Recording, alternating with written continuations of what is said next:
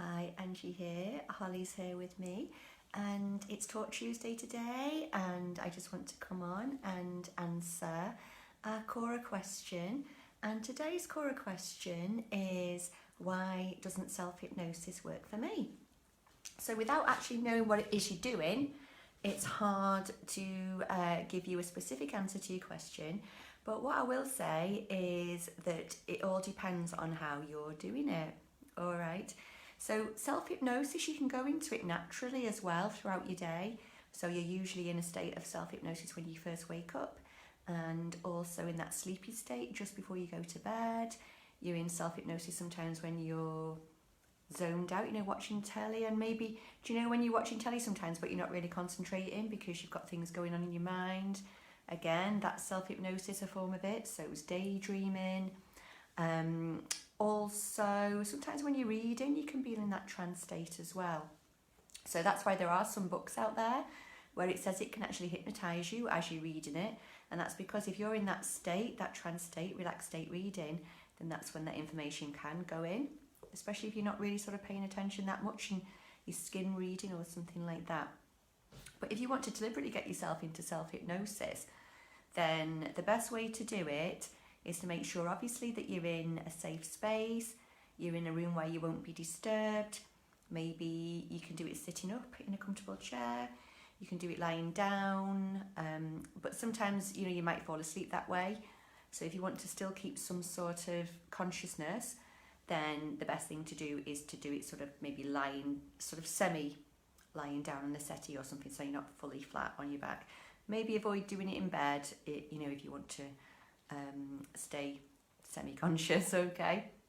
And then what I always do is take some deep breaths, first of all, to start with. And then what you can do is, this is what we do in rapid transformational therapy, only obviously the therapist is guiding you, but you can do it yourself. So you stare, you look right up, okay? So your eyeballs roll up, and you do it as if you're looking at a real or imagined spot on the ceiling. So you keep your eyeballs up, and then what you do is you take 3 deep breaths in and out, all right? But on the third breath, as you breathe out, then you keep looking up, but then you bring your eyelids down, and then you'll start feeling like a fluttering, and that's the start of hypnosis. That's REM, rapid eye movement, okay? So then what you need to do is carry on breathing slowly, but then forget about your breathing, forget about your eyes, and then if you just tilt your chin slightly forward until you get sort of that feeling, that as if you're looking over a balcony, sort of that like little bit of a dizzy feeling. Get that feeling, and then imagine that you're walking down 10 steps. So you can actually count the steps if you like, so you can go 10, going deeper to yourself, 9, going deeper, carrying on breathing. Then once you get to the bottom of those steps, that's when you should be in a hypnotic state, okay?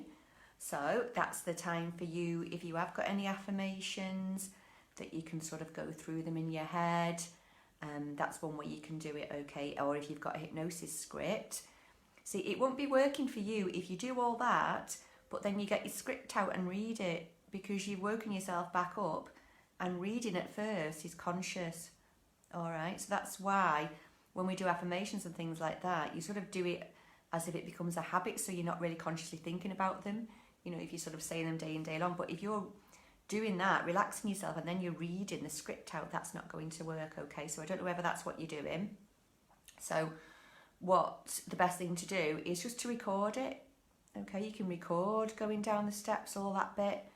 You can record the script and listen to it, and then you'll get into that self-hypnosis state then, okay? If you think it's not working for you, it could be because you feel like nothing's happening. You feel like you're awake, sort of thing, and that is how a lot of people do feel when they're in hypnosis. There's different states that your brain can go through, like alpha, delta, theta, all that sort of states.